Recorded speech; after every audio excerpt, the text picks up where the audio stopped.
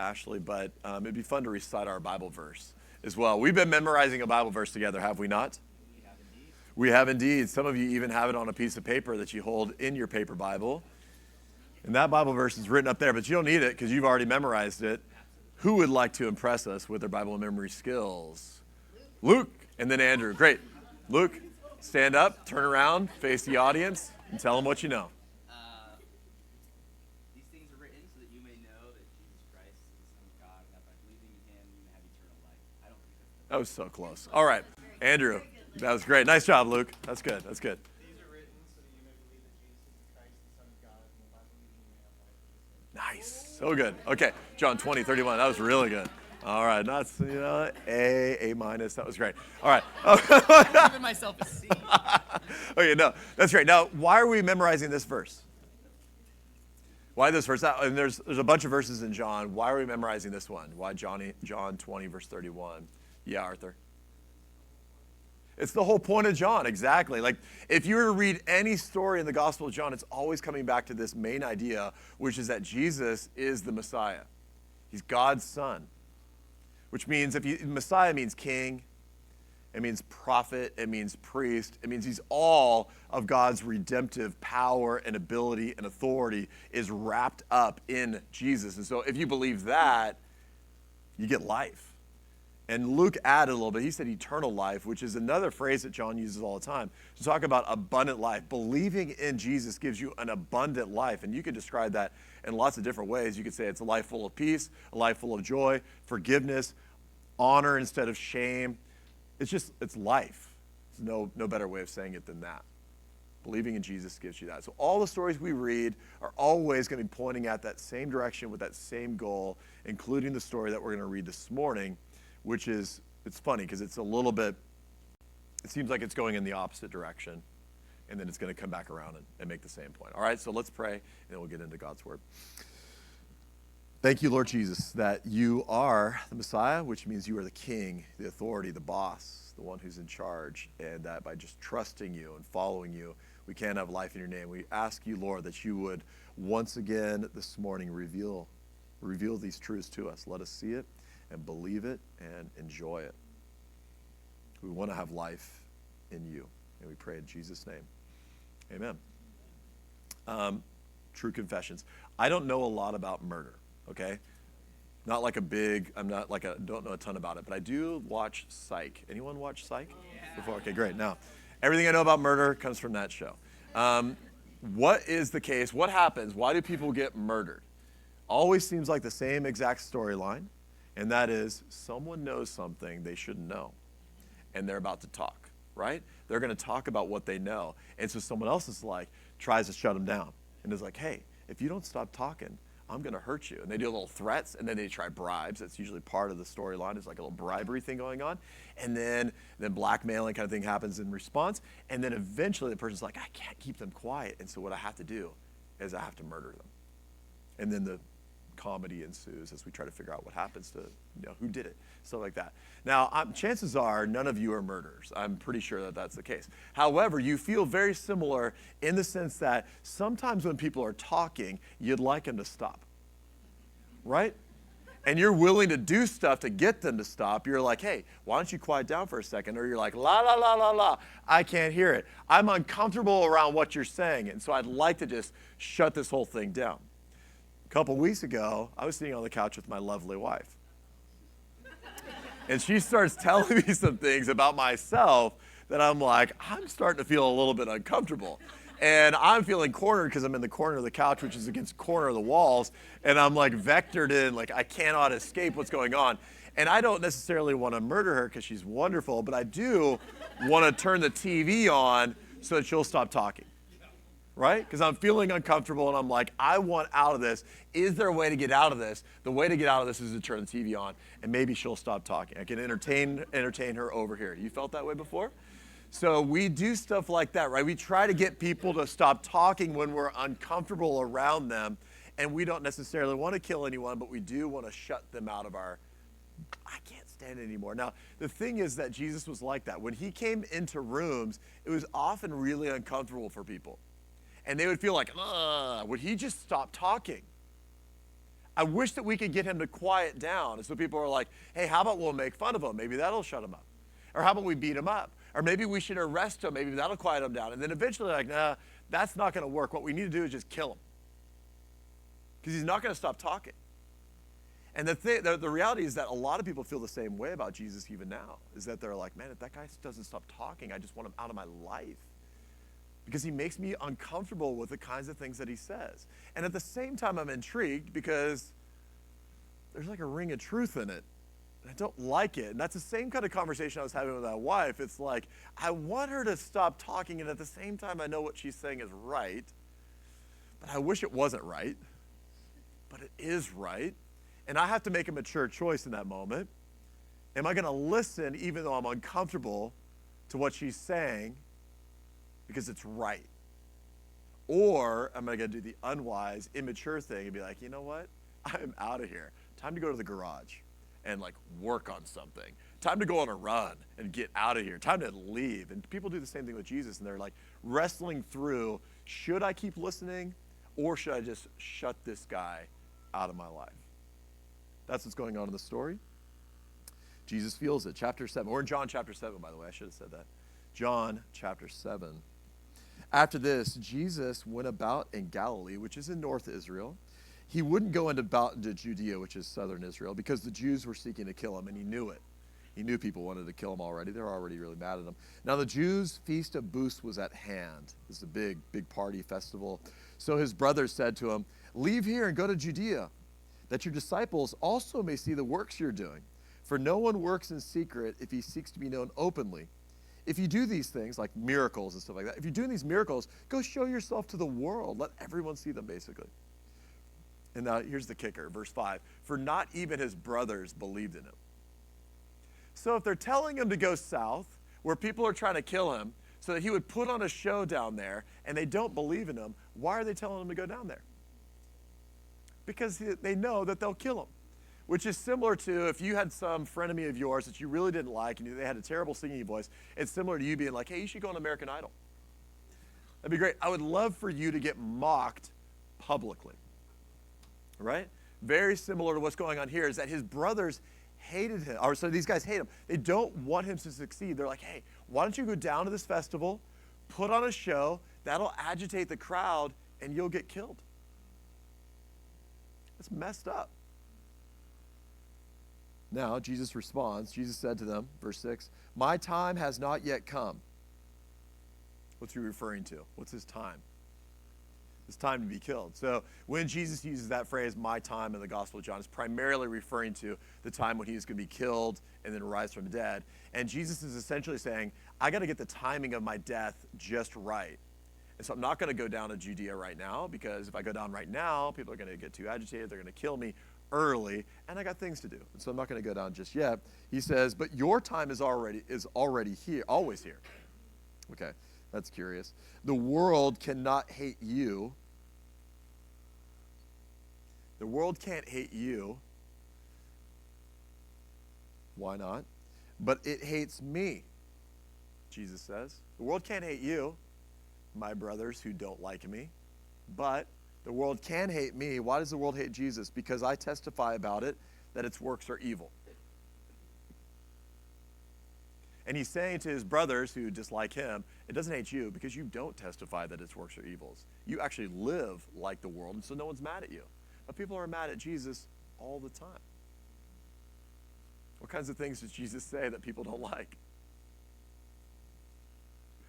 What kinds of things does he say that make people feel real uncomfortable? You should let the dead bury their own dead. Let their dead, okay, that's obscure. That's a great one, yes. He did say that, but what he was offending them because he was saying essentially, you can't honor your parents in the traditional ways right now. And Jesus was essentially saying to a culture that really prized their parents, you have to love and serve me more than you love and serve your parents.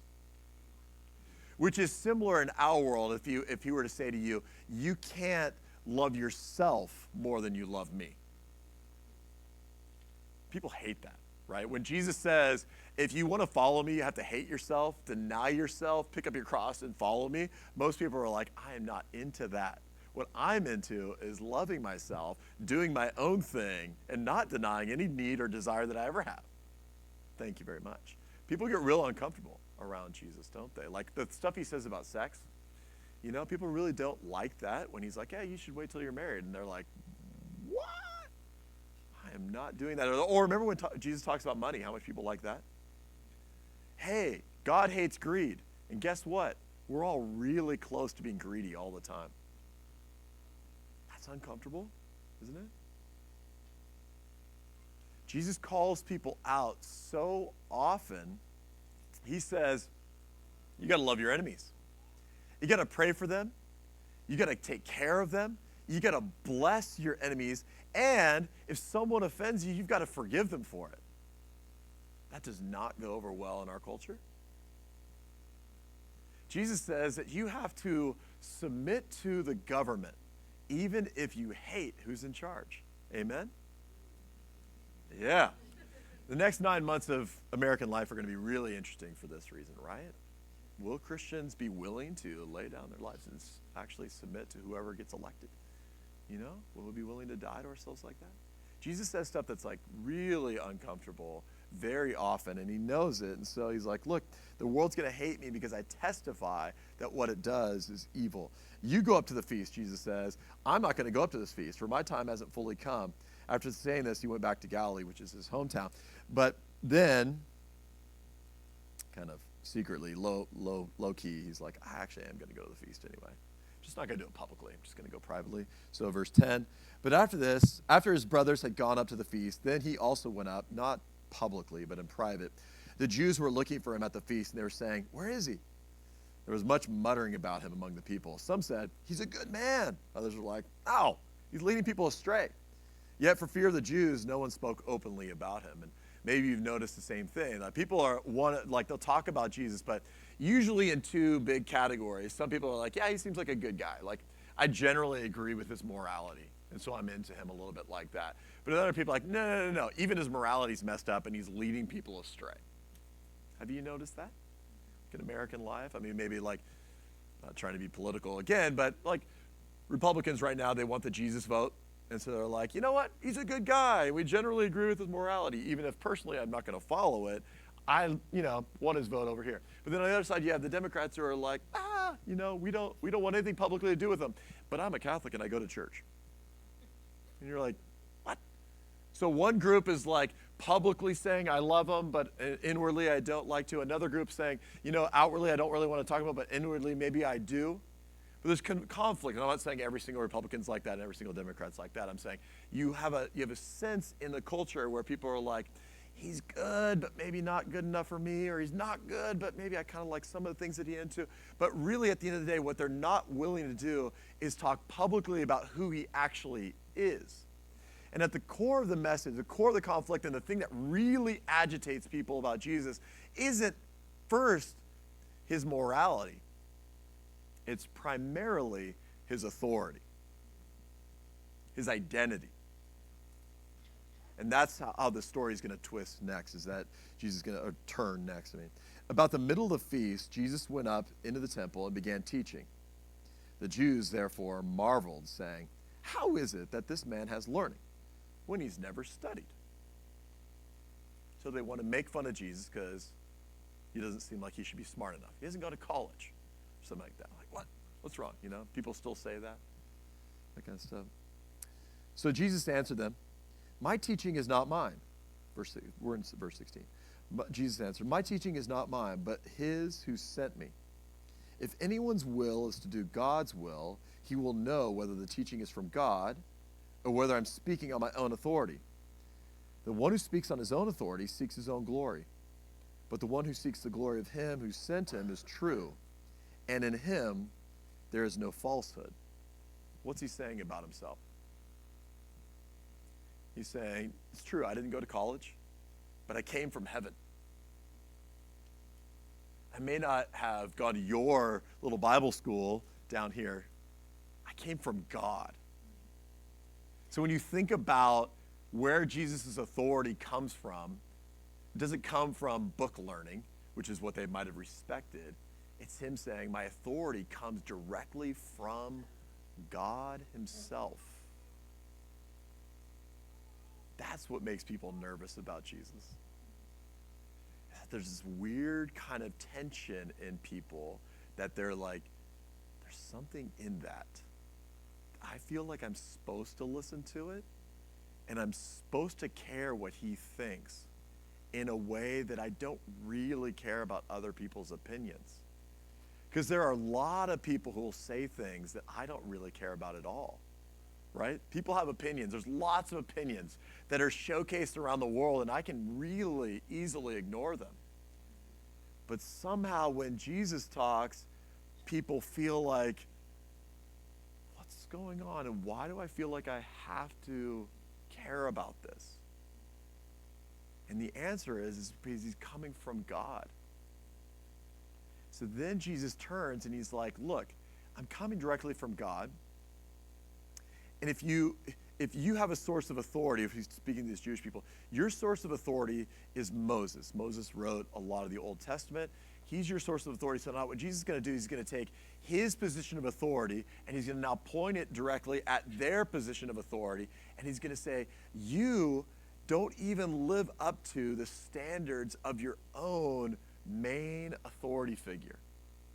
And then you're trying to critique me for living to a higher standard than anything you've ever done. So in verse 19, hasn't Moses given you the law, yet none of you keeps the law? So Moses wrote the Old Testament law, and he's like, look, that's your authority figure, and you don't even live up to that. And then the very next line, why do you want to kill me? So you have to imagine a pretty long pause between sentence 1 and sentence 2. Because usually, if you call someone out and you're like, you're a sinner, you don't live up to your own standards, you think that you're doing it perfectly, but you don't, and you're failing, people eventually get real mad at you for saying stuff like that. And then Jesus is like, you have to imagine him having said you don't live up to Moses' standard, then feeling like, whoa, whoa, whoa, guys, why are you all getting so mad at me? Why are you trying to kill me now? Because they were so agitated with him calling them out. And then they respond by being like, we're not trying to kill you. Verse 20, the crowd answered, you have a demon. Who's trying to kill you? That's good. It's not true. He doesn't have a demon.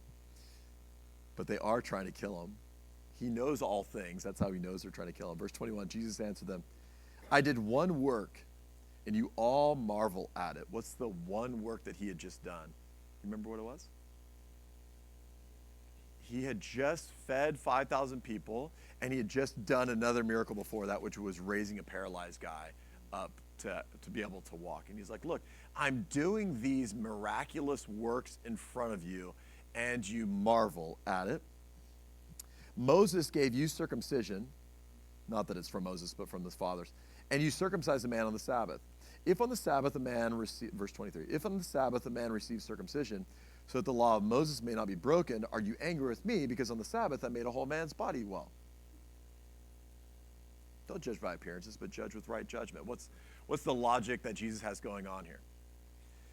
He's saying that you have this thing where you circumcise boys, and even you do it on the 8th day, and even if it's a Sabbath day, you're not supposed to do work, but you're willing to do that one work. Why would you be allowed to circumcise someone on a Sabbath day and do this work? Well, you're allowed to do that kind of work and no other work because it heals the person by setting them apart as one of God's people. Okay. Kind of gets them into God's family in that way. And he's like, but on the Sabbath, I didn't do that work. I didn't circumcise anyone on the Sabbath. I healed a man who was physically sick. Why is that wrong to you? He's saying to these people. You allow people to do a small amount of healing over here. I healed someone fully over here. Why are you mad about that? And what he's going after here is he's saying the heart of God's law is to heal people. The heart of God's law is to repair and to cure and to resolve issues and to bring healing. God's law was always moving towards that. Why are you mad if I'm doing that? And he's saying, don't judge by appearances. That's the end of it. Don't judge by appearances like what is superficially right or wrong. Judge by the heart of what God is always going after. You guys are too nitpicky. In the way that you're reading the law, you should be looking at God's heart, which is to heal people. And what's crazy about what Jesus has got going on here and what we constantly see in people getting agitated about Jesus is that Jesus' main thing he's always trying to do is heal and forgive and cleanse and help and restore and bring life. And people get mad and angry and frustrated and try to push him away. And he's like, I'm trying to help you. I'm trying to cure this. I'm trying to fix what's going on here. Why do you keep pushing me away? I'm trying to restore. And people still do the same thing now. So one of the saddest stories that I've ever been part of or seen, a friend of ours lived in India, and super poor part of India, and he and his church built a school. And the school was free. All the local kids got to go to it, and it was incredible. And so they built the school, and it got to run for maybe 2 or 3 years. And then the local people there burned it to the ground. It was free for the students. It was free for the village. It was free for the government. It was free education for everybody. And what they were trying to do is help kids get out of poverty because they just didn't want to see that anymore. And the local people burned it to the ground. Why'd they burn it to the ground? Now, the same kind of thing happens, and it's going to be the same root cause. That's why I bring it up now. You have churches nowadays in Orange County who will do a free medicine program. And then the government or the school district or whoever will have all this red tape and be like, we're going to try to make it a little hard for you. Why do they do stuff like that? What's the root behind burning down a school that's free or slowing down a group of Christians from doing something good? Yeah. So that they can stay in power. I think you're exactly right, Draven. So what's happening is that you have a power conflict going on. What they don't want is, they love the good stuff, right? They're like, oh, great, medicine. I really like medicine. But what they don't want is the authority and identity of Jesus coming in. Because when Jesus does something good, it tells them that he's powerful. The miracle was great. We're really happy that someone's healed. But what that means about who Jesus is that he has authority. And I don't want him to have authority. I want to have authority. I want us to have authority. I don't want him to have authority, so they feel conflict with the authority, good thing that's happening. They get nervous about it and they want to push it away. Yeah.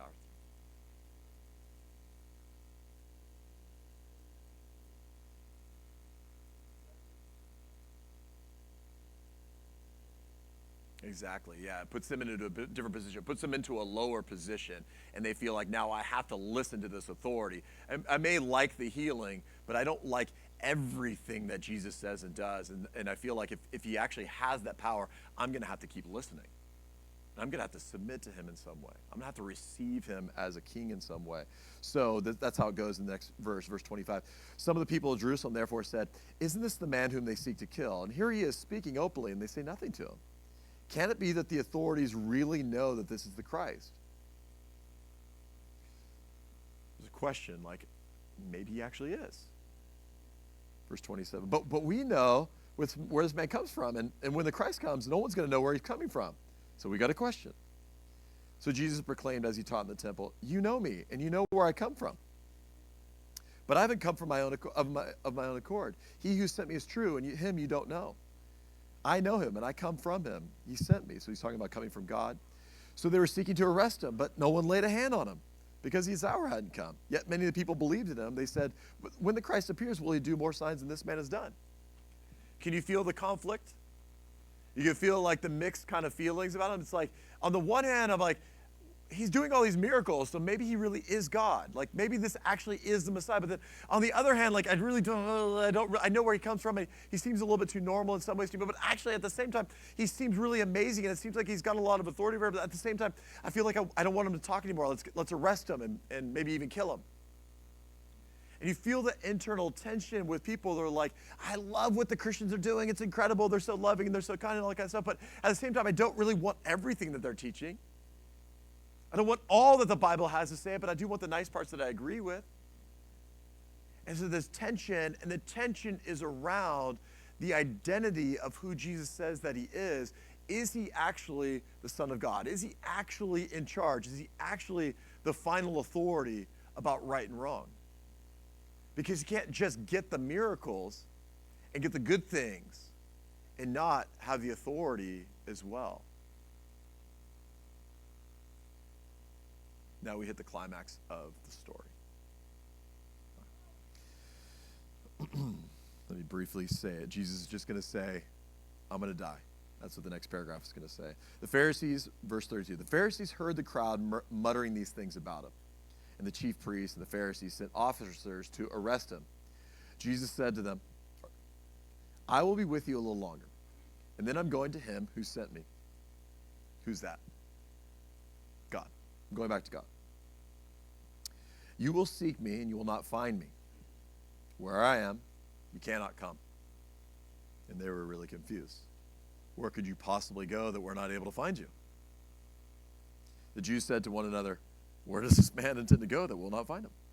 Does he intend to go to the dispersion among the Greeks and teach the Greeks? Like, there were Jews kind of spread out all over the world at this point, so they were saying, well, maybe he's just going to go to Turkey, or maybe he's going to go to Iraq or something like that. Like, I don't know.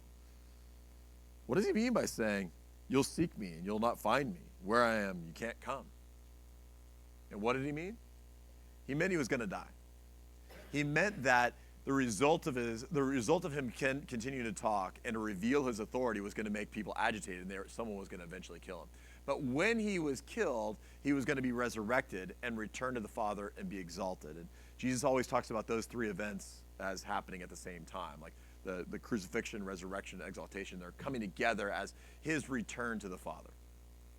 You can't follow me there. And then he says, all I'm trying to do in all of this, the way I speak to you, the way that I care for you, the way that I love you, even the way that I die for you, the way that I'm raised for you, the way that I'm exalted for you, all of this is pointing in the same direction, which is I'm trying to get you reunited with God so that you can be filled with the life of God. What I want for you is abundant life. So then he says, here we go, verse 37, this is the real climax. On the last day of the feast, the great day, Jesus stood up and cried out, if anyone thirsts, let him come to me and drink. And he's referring to just like an inner need for satisfaction, an inner desire to have peace, joy, life, confidence, hope. If you are hungry or thirsty for any of that, come to me. I am the source of those things. If anyone's thirsty for forgiveness, if anyone's thirsty for cleansing, anyone's thirsty for honor to cover their shame, come to me and I'll give it. For whoever believes in me, verse 38, whoever believes in me, as the scripture has said, out of his heart will flow rivers of living water. Are you thirsty if you've got a river inside of you? No. You've got an abundant supply of satisfaction inside of you that's never ending.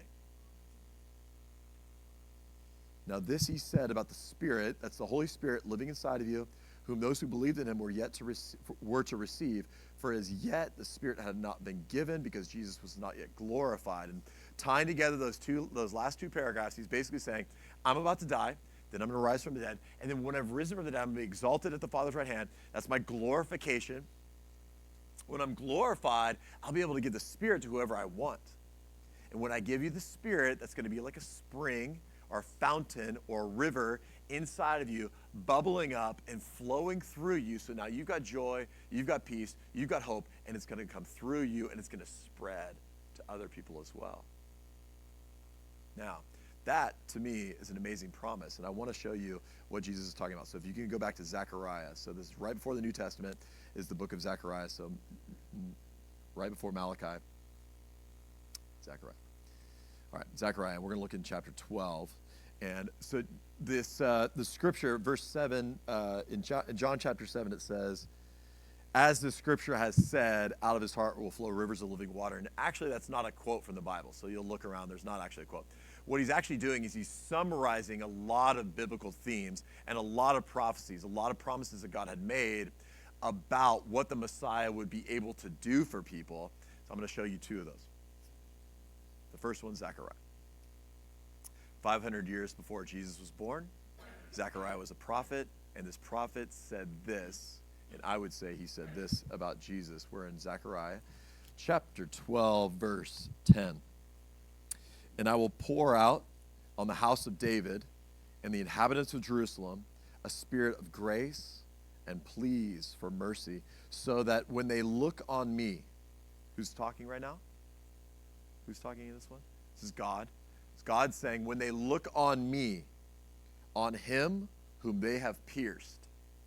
God is saying that people are going to look at me, and I've been pierced. With what? And they shall mourn for me, mourn for him, as one mourns for an only child,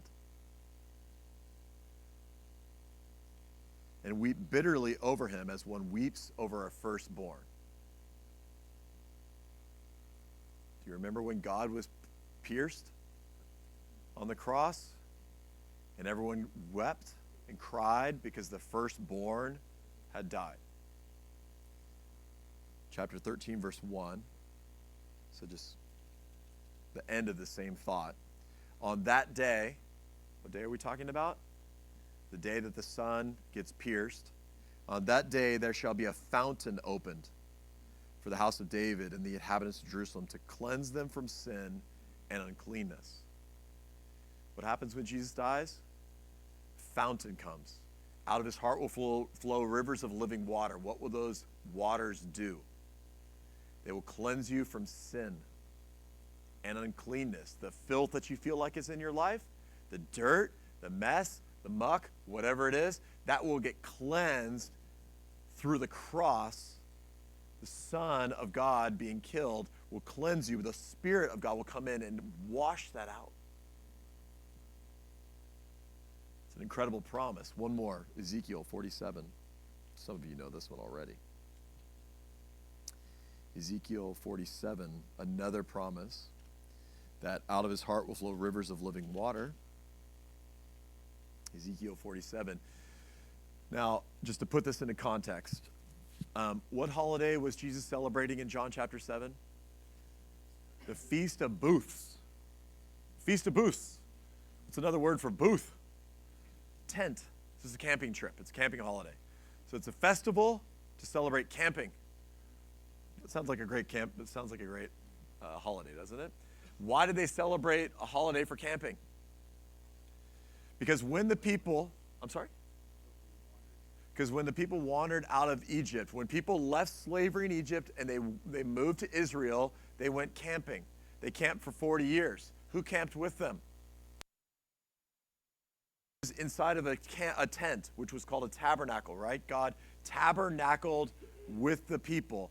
That tabernacle was temporary, and it was made out of leather, didn't last very long, and so they replaced that with a temple, which was a permanent house for God where he would live with people forever. That thing didn't work very well either because people kept destroying it and misusing it, so that one got torn down, and then God said, hey, let's build a new kind of tent, a new kind of tabernacle, a new kind of temple. And so Ezekiel is a prophecy about this new kind of temple, the new kind of temple that God's going to build. You with me? Whew, that was a lot. Okay, chapter 47, here we go. The whole chapter 40 to 48 is the description of this temple. Chapter 47 is the awesomest part. Then he, that is an angel, brought me back to the door of the temple. And behold, water was issuing from below the threshold of the temple toward the east. This temple is leaking.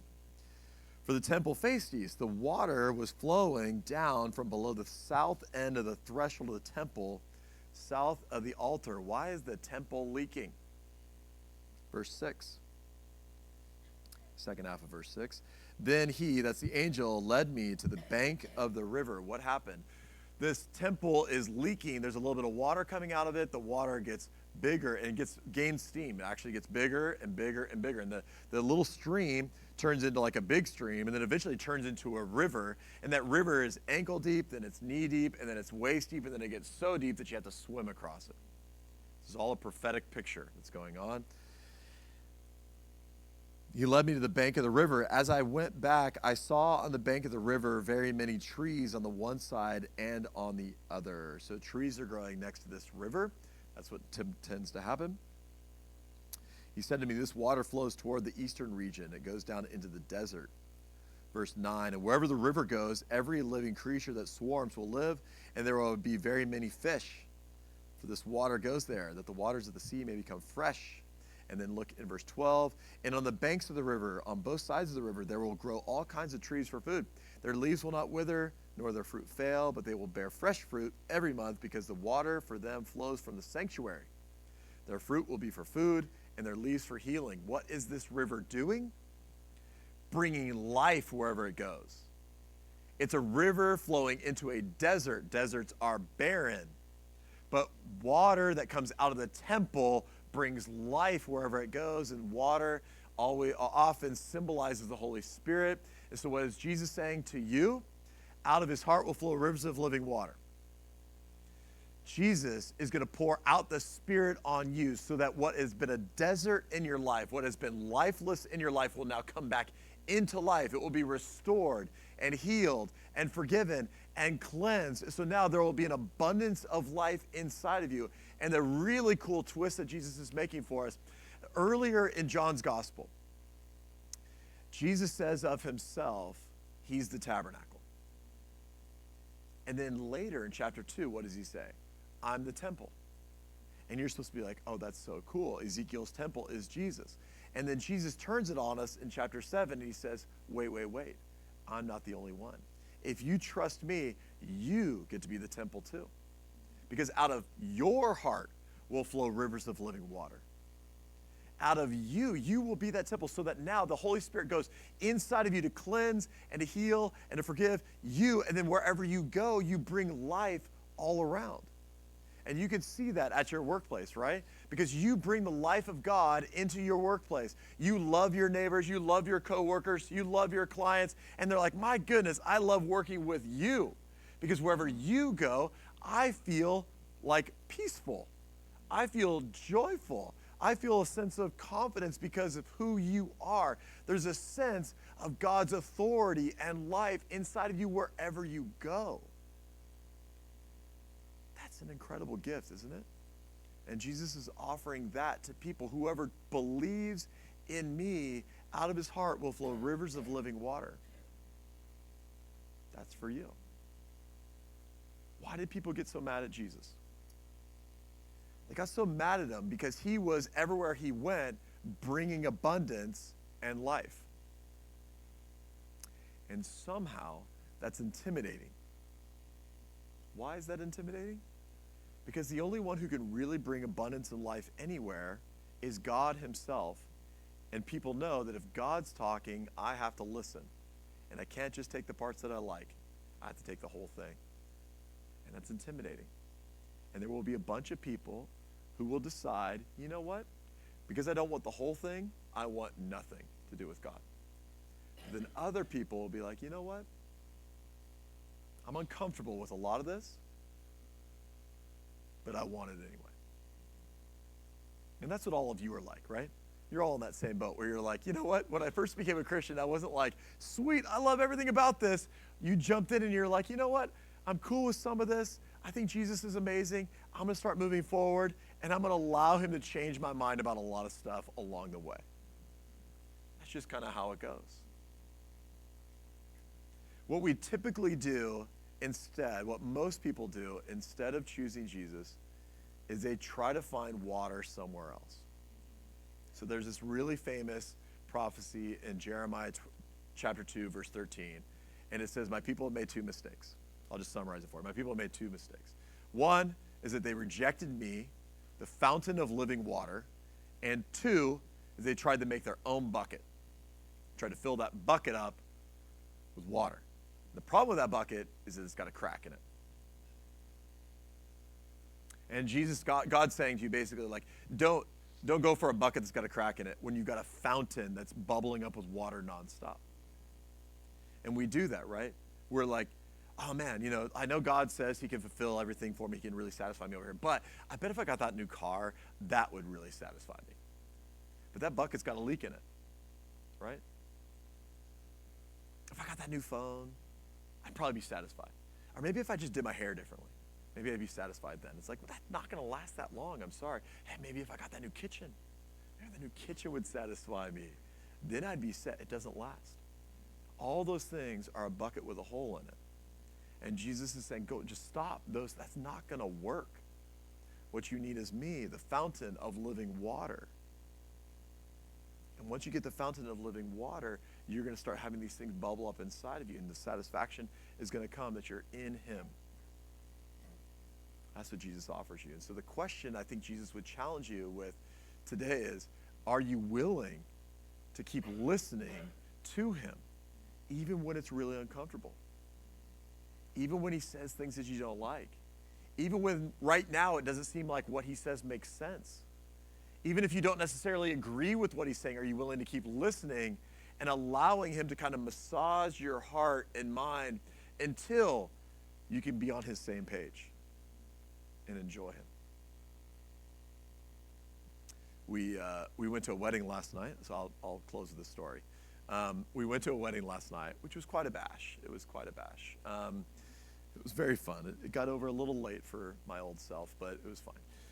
Friend of mine, and great guy. So this guy did not grow up in the church, not a Christian guy at all. Then he became a Christian in college-ish, but then he became a celebrity. And so when he became a celebrity, Christianity just didn't seem like it was going to do it for him anymore. And so he walked away and did what celebrities do. He just, enjoyed the privileges of being famous. And he did that for quite a number of years. He hooked up with someone 3 to 5 times a week, every week for about 15 to 20 years, and partied, as you can imagine. And did it work? No. He kept telling himself it was going to work. He kept telling himself, like, this next hookup, this next party, this next thing, and getting famous, that's going to solve my problems. I think that I'm going to be satisfied if I'm famous. Didn't work. He won awards. Did that work? Didn't work. He lived a life. Like, he lived, his childhood dream was to do the very job that he did. From age 6 till adulthood, he always wanted to do the same thing. He got to do it. He got to be at the prime, the peak, got to do it all.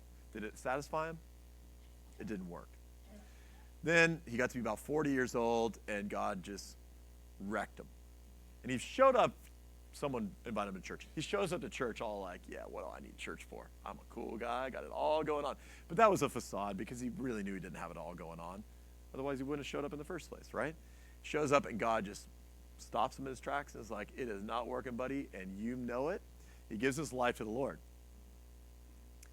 And for 15 years, he lives without partying, without sleeping with anybody, and really wanting to get married.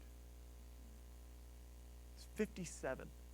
He got married for the first time last night, which was awesome. It was so fun. People were so excited for him.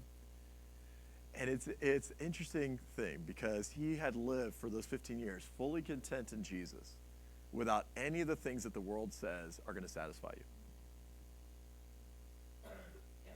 And now, God's given him a wife. She seems pretty great. And he's going to have to learn how to be content as a married person, which is so cool. And the analogy that just rings in my head when I see marriages is that when you get married, you know a little bit about your spouse, and you're just committing to love whatever you find out, right? Which is kind of rough. Not in my case.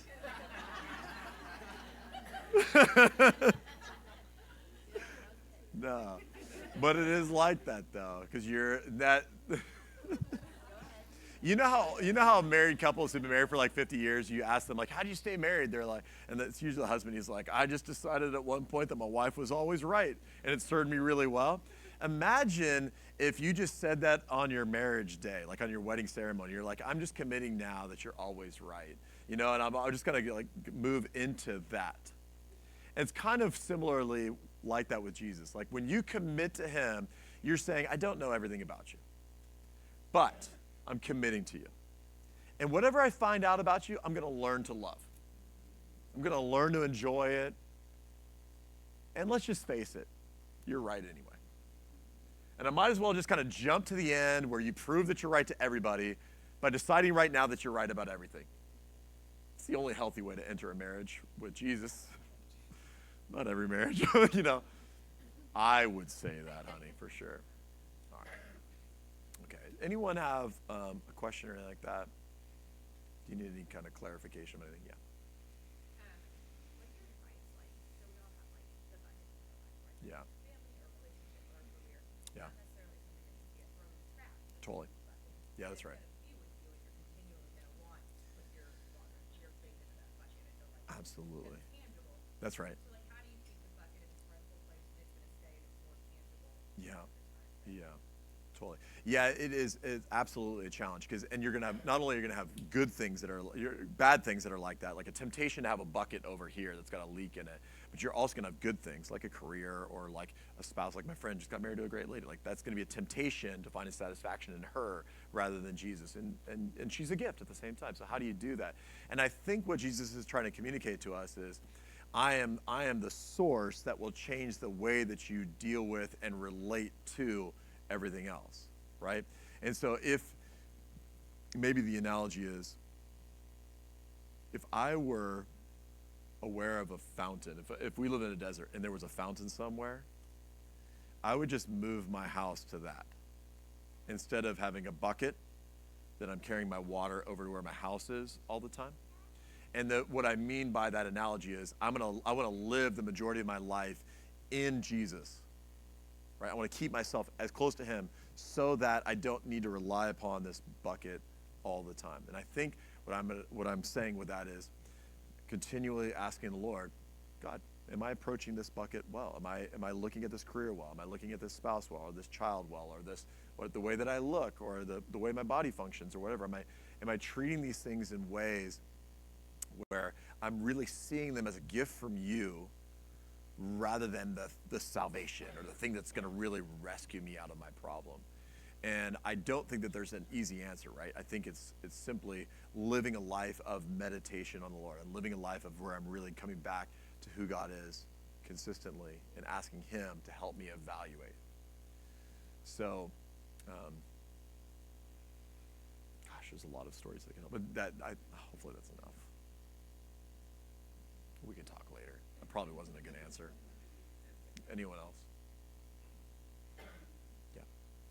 So you were saying that, like, because of Jesus' authority, he's gotten challenged. Mm-hmm. So it's like because we host the authority of Jesus, we expect people to be drawn to it, but at the same time also expect challenge. Yeah, I think you're totally right. Yeah, because Jesus' authority is in us. Like we are his representatives, we're ambassadors, right? And so he says the disciple is not above his teacher. If they hated me, they're going to hate you too. So you should expect that.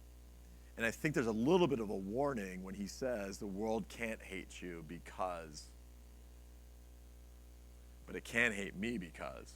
And there's a little bit of a warning to us to say, if people aren't agitated around you, you might want to ask yourself, why not? Am I really representing who Jesus is if no one's ever uncomfortable around me? Probably not. Unless you live in a monastery around really faithful Christians or something like that all the time. Other than that, there's no context in which people shouldn't feel uncomfortable around you.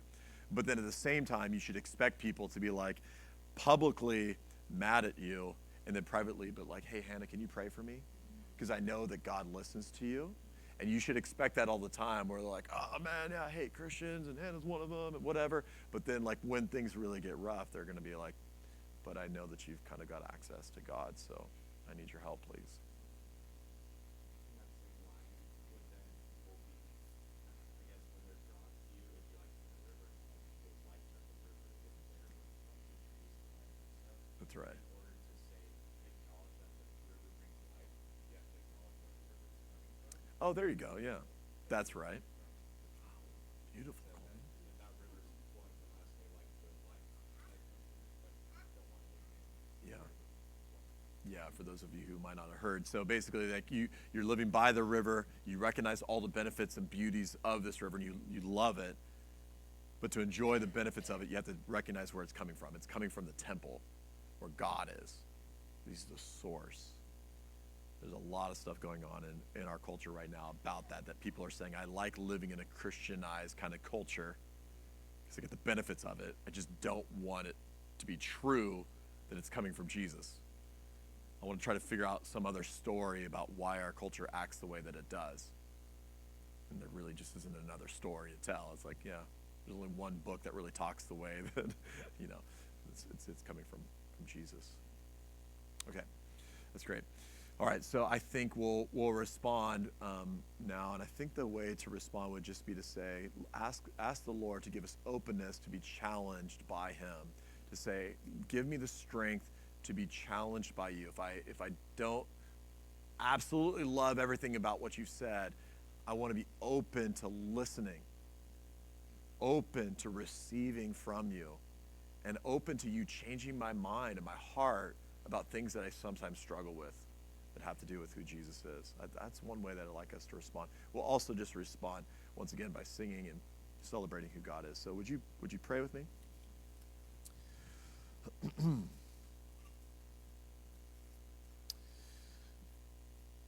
Lord Jesus, you are the Messiah, you're the King, you're the Lord. We recognize that you are the source of life. Where else would we expect life to come from other than from God Himself? So we just want to acknowledge that. I want to ask you, Lord Jesus, would you soften our hearts and make us willing to receive from you, make us willing to listen to you, even when we feel uncomfortable, to sit before you and to just say, okay, speak, Lord, I'm ready to listen. Even when we have questions and we may have fears that we're not going to like what we hear, we want to be willing to listen to you. So I ask that you would do that for us, especially those places where you disagree with our culture, disagree with what our friends say or something like that. We want to be open to having you speak to us and change our minds. So come, Lord Jesus. Help us out, Lord. We pray in Jesus' name. Amen. If you feel like you need prayer for anything,